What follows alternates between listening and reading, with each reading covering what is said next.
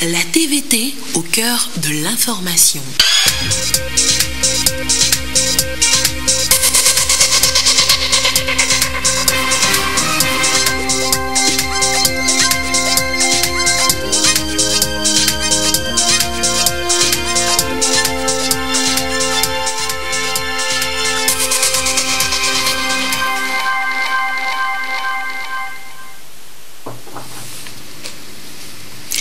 Il est l'heure du journal sur la télévision togolaise. Madame, Monsieur, bonsoir. Et voici les titres de cette édition. La Société financière internationale SFI va soutenir le secteur privé togolais pour la réalisation des objectifs du Plan national de développement PND. Comment cela se fera? Les réponses dans cette édition. Et puis après le premier semestre de l'année 2019, le ministre en charge de la sécurité dresse le bilan de la situation sécuritaire du pays. Ce premier semestre aura été mouvementé pour les populations. Vous écouterez le ministre de la Sécurité dans ce journal. Voilà donc pour les titres. Une délégation de la Société financière internationale SFI a été reçue en audience hier par le président de la République. La délégation de cette organisation du groupe de la Banque mondiale, conduite par son vice-président, a fait part au chef de l'État de la volonté de l'institution d'accompagner le secteur privé togolais pour la réussite du Plan national de développement PND. Quels sont alors les domaines prioritaires dans lesquels la SFI veut intervenir? Voyons cela avec Carmen Nadji à Capo. International SFI du groupe de la Banque mondiale veut être plus près des réalités et des besoins du secteur privé togolais. Elle veut contribuer à la mise en œuvre du Plan national de développement PND. La SFI va bientôt ouvrir un bureau de représentation à Lomé. C'est ce qu'a indiqué hier le vice-président pour l'Afrique et le Moyen-Orient de cette organisation à l'issue d'un entretien avec le président de la République, Faure Gnassingbé. Pour Sergio Pimenta, le climat des affaires s'est nettement amélioré et il existe des opportunités de développement au Togo. L'appui de la SFI couvrira donc les domaines de l'énergie, l'agriculture et l'économie numérique. J'ai eu l'occasion donc de rencontrer Monsieur le Président pour pouvoir discuter de comment est-ce que la SFI peut soutenir le développement du Togo en soutenant les entreprises togolaises et les entreprises du secteur privé pour créer des emplois, pour créer de l'activité économique au pays. Nous avons discuté avec Monsieur le Président de la République et ainsi que les ministres présents de comment nous pouvons passer à la vitesse supérieure, augmenter nos opérations ici. La Société financière internationale est déjà active au Togo. Elle a investi dans des projets porteurs tels que la centrale thermique gérée par Contour Global, les installations de transbordement au port autonome de Lomé et la cimenterie Heidelberg Cement pour un montant de 325 millions de dollars, soit environ 191 milliards de francs CFA. Un nouvel accord vient d'être signé avec le gouvernement togolais. Nous avons signé avec le ministre des Énergies un accord que nous appelons Scaling Solar, qui consiste à apporter une solution d'énergie renouvelable, énergie solaire, pour le Togo, avec un projet qui sera financé par la Société financière internationale, par la SFI, et nous avons donc l'honneur de signer cela en présence de Monsieur le Président de la République. Composée de 185 pays, la SFI est la plus importante institution mondiale d'aide au développement dont les activités concernent exclusivement le secteur privé dans les pays en développement. L'institution accompagne aussi le Togo dans l'élaboration de sa stratégie nationale d'électrification. Le premier semestre de l'année 2019 vient de s'écouler. Le ministre de la Sécurité a présenté aux hommes de médias hier la situation sécuritaire du pays. Il ressort qu'au cours des 6 premiers mois de l'année 2019, on enregistre entre autres 40 braquages avec 142 millions de francs CFA emportés. Les détails avec Augustin Kossi. La situation sécuritaire des 6 premiers mois de l'année 2019 présentée aux hommes des médias. Les principaux faits criminels qualifiés de faits de société vont d'abord retenir les attentions. 40 cas de braquage avec une somme de 142 millions de francs CFA emportés et 4 morts. 27 vols à main armée opérés pour un butin de 4 millions de francs CFA. Ce premier semestre de l'année 2019 a également connu 61 assassinats, meurtres et lynchages dont 5 tentatives. Les conflits communautaires, on en dénombre 6 cas, 2 morts et 19 500 déplacés. Les actes de cambriolage ont été enregistrés et chiffrés à 66, dont 2 tentatives. Malheureusement, nos compatriotes subissent et qui ne nous honorent pas ces derniers temps. Nos compatriotes se posent la question pourquoi les forces de sécurité n'arrivent pas à mettre la main sur ces individus. Le phénomène de braquage ne date pas d'aujourd'hui et n'est pas seulement propre au Togo. Depuis que l'homme existe, le vol existe. Aujourd'hui, avec la technologie, avec l'évolution, c'est vrai, les malfaiteurs non seulement ont de l'ingéniosité, mais ils trouvent des moyens beaucoup plus contraignants, beaucoup plus violents pour manifester, pour exercer leur forfait. Il y a des périodes où on n'en parle même pas. Et tout d'un seul coup, on commence par enregistrer des braquages. Souvent, c'est des individus qui peut-être sont parmi vous, qui sont parmi nous, qui sont avec nous, qui posent ces actes. Parfois, ils trébuchent, ils sont interpellés par les forces de sécurité, déférés devant le juge, et passent un temps pendant qu'ils sont là-bas, nous, bon, on n'en parle plus. Mais le jour où ils finissent de purger leur peine, le juge ne va pas les garder éternellement. Ils sont remis en liberté. Normalement, une fois dans la société, ils doivent s'amender. J'ai fait ça, j'ai passé 24 mois, 36 mois, 48 mois, 60 mois. Il faut que je change. Certains le font, mais d'autres n'arrivent pas à s'en sortir. Et ils rechutent, ils retombent dedans. Depuis 2 mois ou 1 mois et demi, là, en Amérique, la police, on lui a déféré encore certains qui sont sortis seulement au mois de décembre. Beaucoup ont été déférés pour groupement de malfaiteurs, vol à main armée, braquage. Ils ont purgé leur peine, on doit les mettre en liberté. Nous n'avons pas encore la possibilité de les suivre jour par jour, minute par minute. Quand ils sortent, certains rejoignent les villages, d'autres restent en ville, d'autres vont dans les pays voisins pour louer des chambres. Ceux qui trouvent à faire s'en sortent, ceux qui ne trouvent pas reviennent encore. C'est ce que nous sommes en train de vivre ces derniers temps. Face à la recrudescence surtout du phénomène de braquage, le ministre de la Sécurité et de la Protection civile plaide pour une indulgence des populations. Il exhorte tous les acteurs impliqués, institutions financières et opérateurs économiques, à une collaboration. Je voulais sincèrement demander à nos compatriotes leur indulgence. Le gouvernement, il travaille tous les jours. Vous ne pouvez pas imaginer. Les instructions que nous recevons, les instructions que nous donnons aux forces de défense et de sécurité. Il y a des résultats qui sont obtenus. Mais il y a encore d'autres qui courent. Que les gens acceptent collaborer avec les forces de sécurité en donnant la bonne information. Le phénomène ou le mode opératoire ces derniers temps, c'est le même. Et dans la recherche des solutions, nous avons eu une séance de travail avec les banquiers.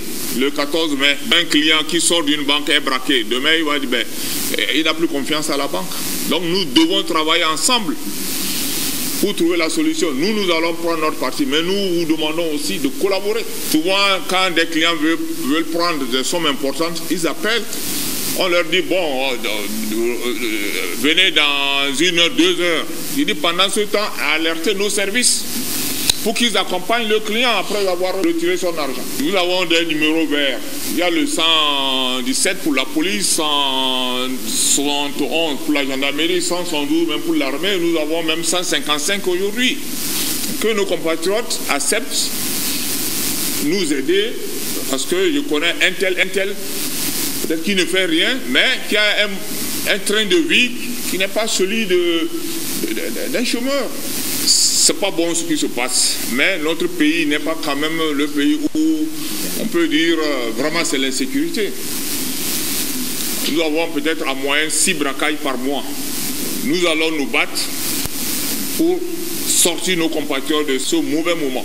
Autre fait non moins important de ce premier semestre, la saisine des stupéfiants. 3636 kg de cannabis, 0,6 kg de cocaïne et 17,10 kg de tramadol. L'opération Entonnoir a permis aussi de saisir 382 361 litres de carburant, des voitures et motos. Le gouvernement invite à la prudence et à la vigilance pour garantir la sécurité et le vivre ensemble sur toute l'étendue du territoire national.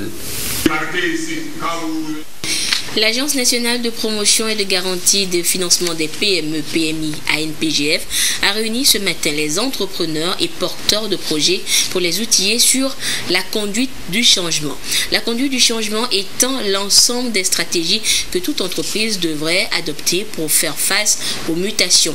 Et l'idée est de permettre aux entreprises togolaises de mieux s'organiser pour être plus compétitives. Les précisions avec Digbodi Dogbeavou et Carmen Madji Akapo. Toute entreprise, pour rester compétitive, doit adopter de nouvelles techniques de management. Et pour faire face aux mutations, elle doit adopter des stratégies innovantes que les économistes appellent conduite du changement. L'Agence nationale de promotion et de garantie de financement des PME-PMI ANPGF donne ici aux entrepreneurs, chefs d'entreprise et porteurs de projets les outils et les meilleures techniques pouvant leur permettre d'opérer des changements.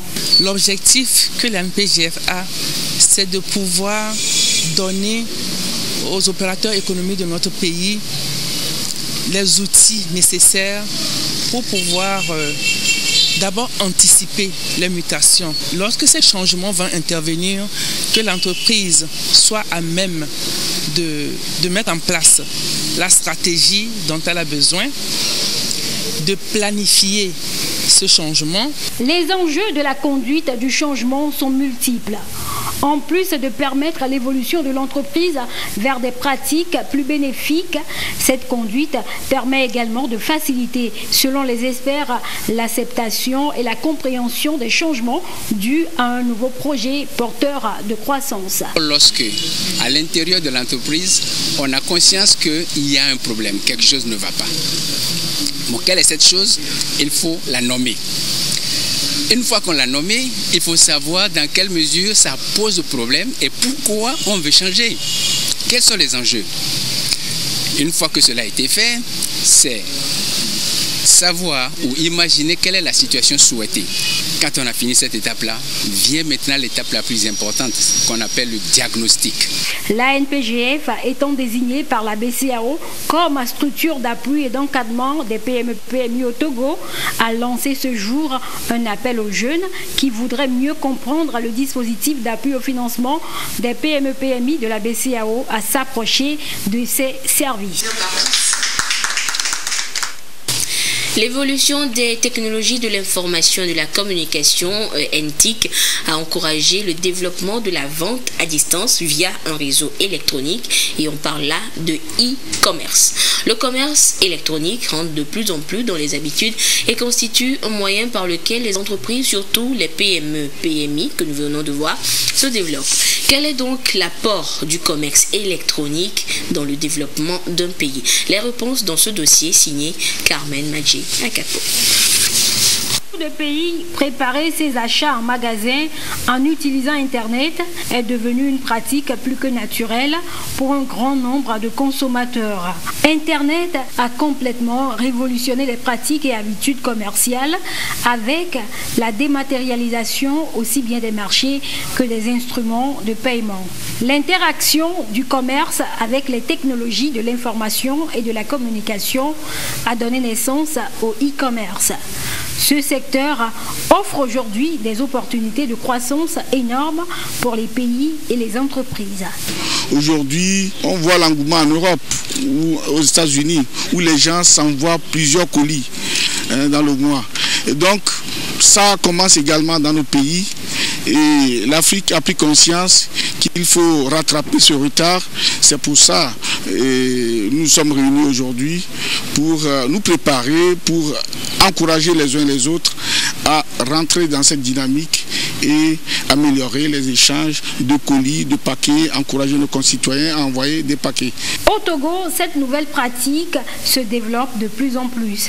Les activités liées à Internet sont stratégiques, surtout pour les PME-PMI qui ont l'ambition de grandir. Plusieurs sociétés de la place ont également développé des techniques innovantes pouvant faciliter le e-commerce. Il y a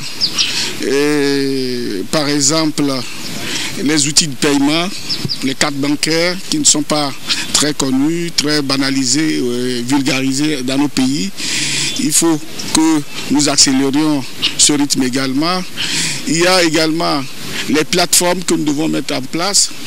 La Poste du Togo y travaille. Nous avons lancé récemment une initiative qui s'appelle e-colis, qui permet à nos compatriotes de commander en ligne sur des plateformes en Europe, sur Amazon, eBay, ainsi de suite.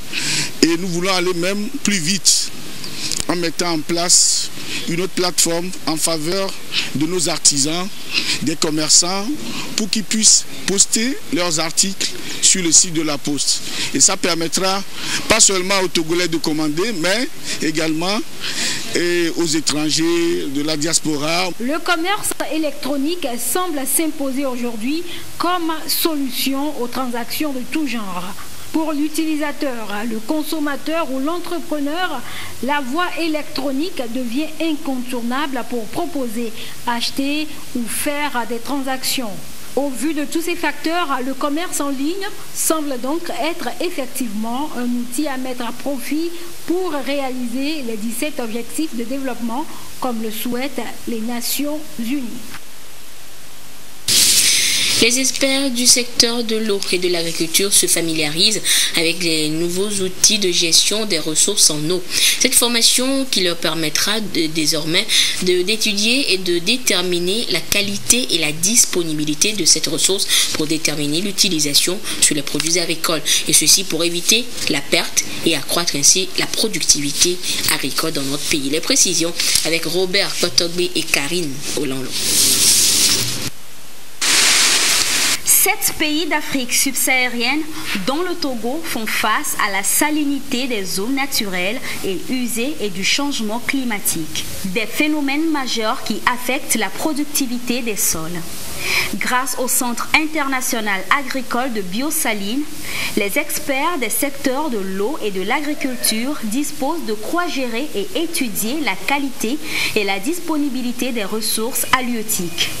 Après la Gambie et le Libéria, les experts agronomes togolais se forment sur la technique. On les a invités dans cet atelier pour discuter, pour définir, identifier quelles sont les lacunes dans la gestion des ressources en eau, quelles sont les opportunités qu'on a et quels sont les défis. Bien sûr, c'est propre au cas du Togo. Alors, c'est un projet sur 4 ans et c'est un projet qui vise à introduire de différentes technologies pour, si vous voulez, remédier aux problèmes de salinité, pour résoudre les différents défis liés au changement climatique.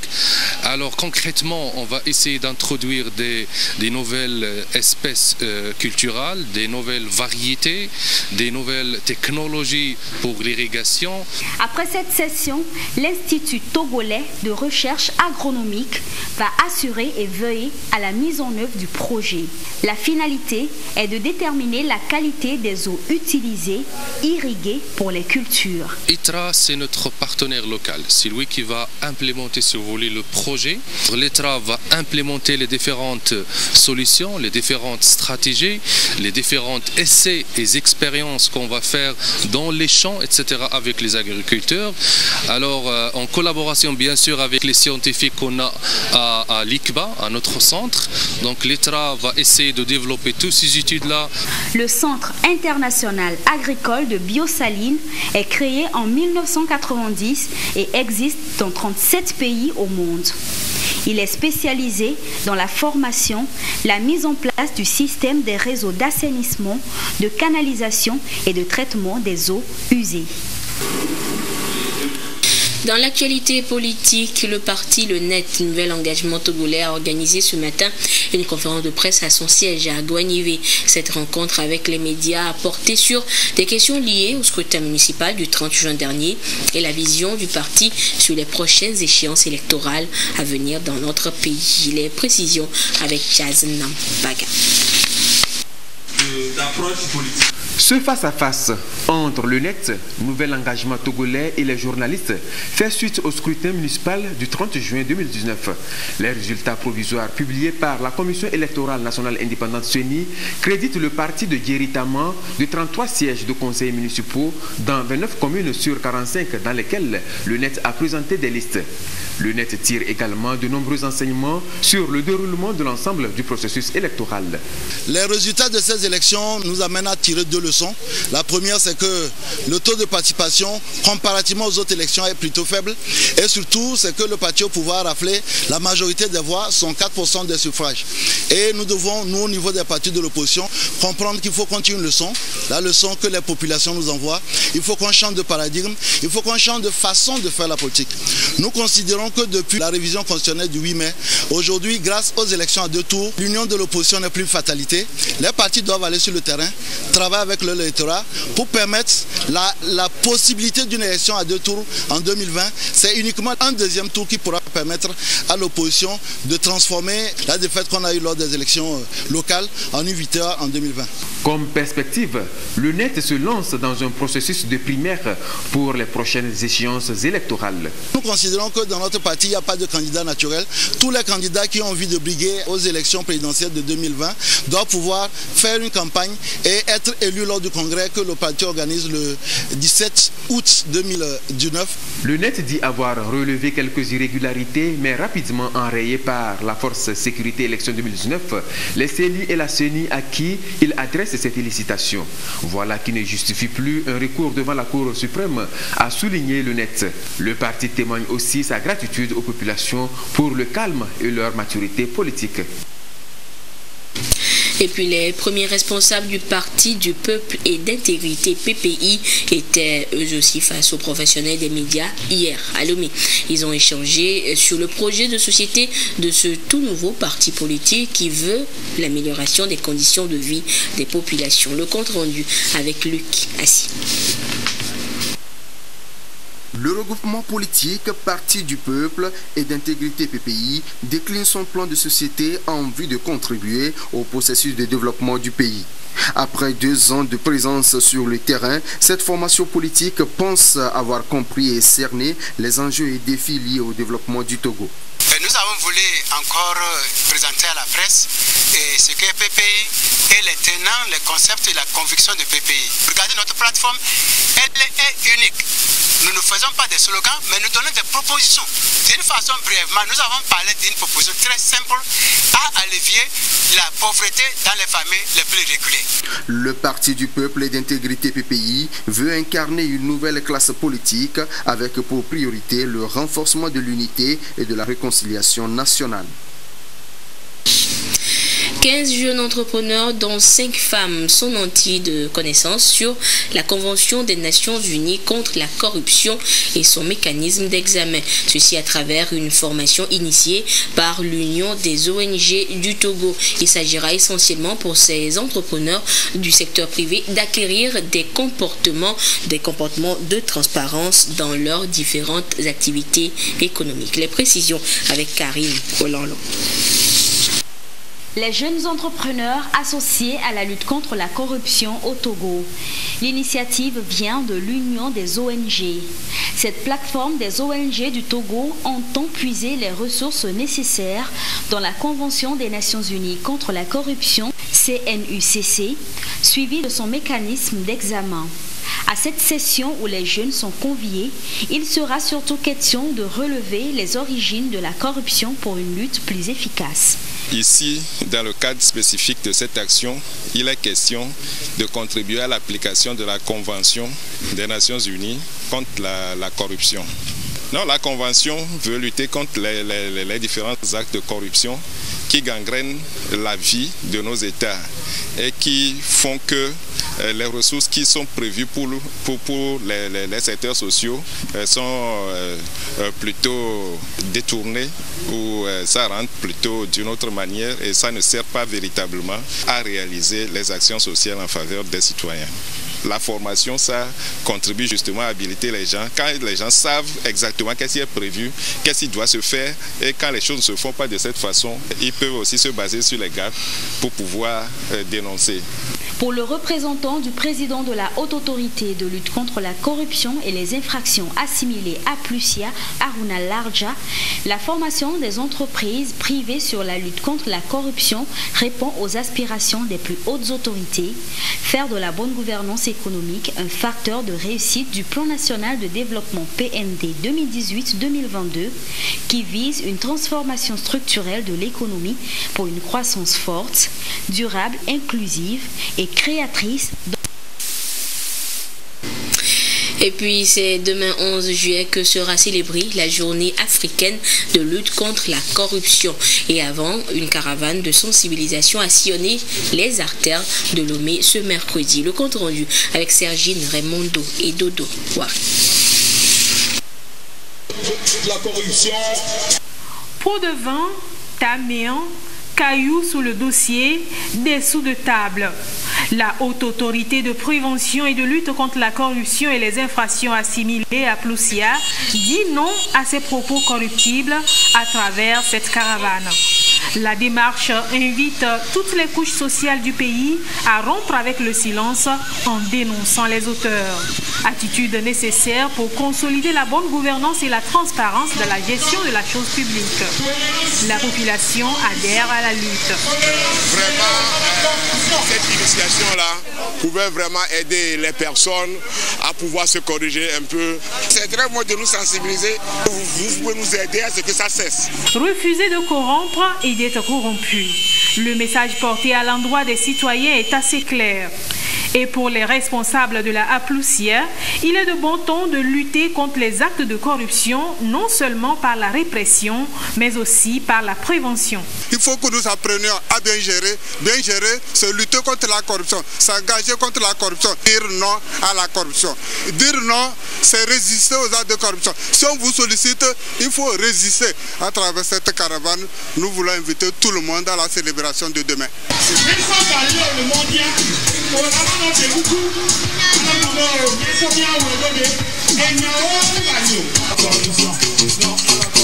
Des séances d'animation et de sensibilisation dans les grands carrefours et places publiques ont permis à chacun d'apprendre un peu plus sur les conséquences de ce fléau qui emporte plus de 25% du budget des pays africains.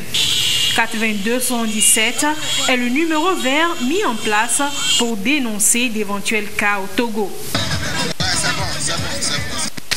Et puis ce communiqué pour terminer, le président de la commission technique de gestion et de suivi de l'aide de l'État à la presse porte à la connaissance des directeurs d'organes de presse écrite, des directeurs des radios et télévisions commerciales privées, ainsi que des directeurs des radios communautaires que le bénéfice de la subvention de l'État sous forme d'aide à la presse privée pour l'exercice 2018 est subordonné à une demande.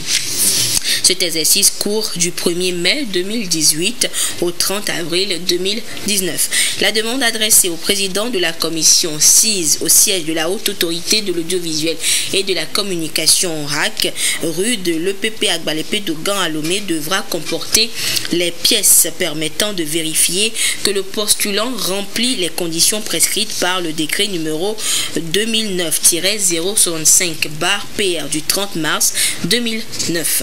Les demandes sont reçues du 15 juillet 2019 au 16 août 2019. Les conditions de base à remplir, quelle que soit la nature de l'organe de presse, presse écrite ou presse audiovisuelle, à l'exclusion des médias confessionnels, publics, d'entreprises, de sociétés, d'établissements publics ou privés et d'institutions ou départements ministériels, sont les suivantes. être une entreprise de presse détenue au moins à 51% par des nationaux togolais. Avoir un personnel permanent déclaré à la Caisse nationale de sécurité sociale. Exister depuis au moins 12 mois révolus avant le 1er mai 2019. Paraître régulièrement et totaliser au moins 51% de parution selon la périodicité. Émettre sans interruption au cours des 12 derniers mois précédant la demande. Être un organe de presse ayant un caractère d'intérêt général consacré notamment à l'information, à l'instruction ou à la distraction du public. L'ensemble des conditions d'éligibilité à l'aide de l'État à la presse est disponible sur le site internet de la Haute Autorité de l'Audiovisuel et de la Communication, le www.hactogo.tg.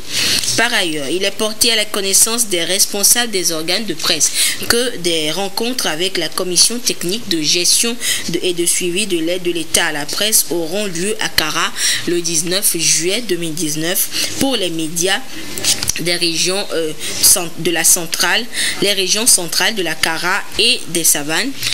Le 31 juillet 2019 à Lomé pour les médias de Lomé et de la région maritime et le 2 août à Atakpamé pour les médias de la région des plateaux.